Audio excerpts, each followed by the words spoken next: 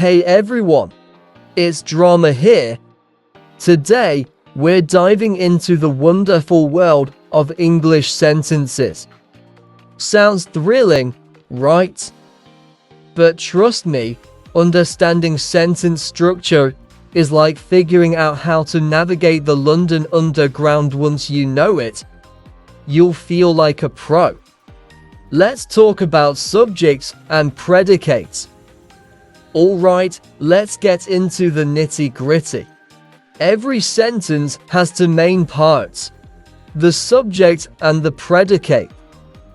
Think of the subject as the star of the show, the hero of our story. It tells us who or what the sentence is about. The predicate, on the other hand, is like the action hero's trusty sidekick. It tells us what the subject is doing or what's happening. For example, let's take a classic, the dog barks. Here, the dog is our star. It's the one stealing the spotlight, the hero of our story. When we say the dog, we know exactly who we're talking about. It's that lovable, furry friend we all know. Now, let's break down the predicate.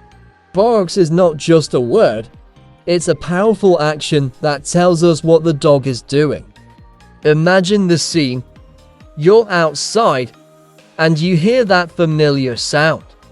The dog is alert, perhaps guarding the house or just excited to see someone. This action gives us a snapshot of the dog's behavior and sparks our imagination. So, why is this structure important? Well, understanding how subjects and predicates work helps us create vivid images in our minds. Instead of saying, "the animal makes noise," which is vague, "the dog barks" is much more specific and engaging. It gives us a clear picture and brings the sentence to life. And here's a fun twist. You can change the subject while keeping the same predicate. What if we said, "the cat barks"? Sounds silly, right? Cats don't usually bark, so it makes us chuckle. This little exercise shows how the subject influences our understanding of their action. So next time you hear a dog barking, think about the sentence behind it. "The dog barks" isn't just a statement, it's a mini-story, capturing a moment in time that's full of personality. That's the magic of understanding subjects and predicates. Here's another example. My friend eats pizza. In this sentence, my friend is the hero, and eats pizza is the action. Who wouldn't want to be the friend eating pizza? Am I right? Now, let's spice it up a bit. Imagine we're superheroes. Batman fights crime. Batman is the subject and fights crime is the predicate. The cat sleeps on the sofa. The cat is the subject and sleeps on the sofa is the predicate. I play soccer. I is the subject and play soccer is the predicate. Look at that. You can whip up sentences just by knowing who your heroes are and what they're up to. Your turn to shine. Now it's your turn to join the fun. I'll say a few sentences, and I want you to identify the subject and predicate. Ready? Let's go. 1. The teacher explains the lesson. 2. The sun shines brightly. 3. We watch movies on weekends. Take a moment to think. Did you catch them all? Okay, let's break it down together. For the first sentence, the subject is the teacher, and the predicate is explains the lesson. In the second one, the sun is the subject and shines brightly is the predicate. And for the last one, we is the subject and watch movies on weekends is the predicate. Now, here's where it gets interesting. Imagine you're chatting with a friend. You could say, "My cat, Luna, always chases her tail." Who is the hero? Luna. And what's she doing? Chasing her tail. This is a great way to practice your sentence structure while keeping it light and fun. And you know what? Sometimes, making sentences can feel like putting together a puzzle. You might get a piece in the wrong spot, and that's totally okay. It's all about experimenting and having fun with language. And there you have it, folks. We've just scratched the surface of the basics of English sentences. Let's recap a bit more. Every sentence consists of a subject and a predicate, just like every hero needs a trusty sidekick. Think of it this way.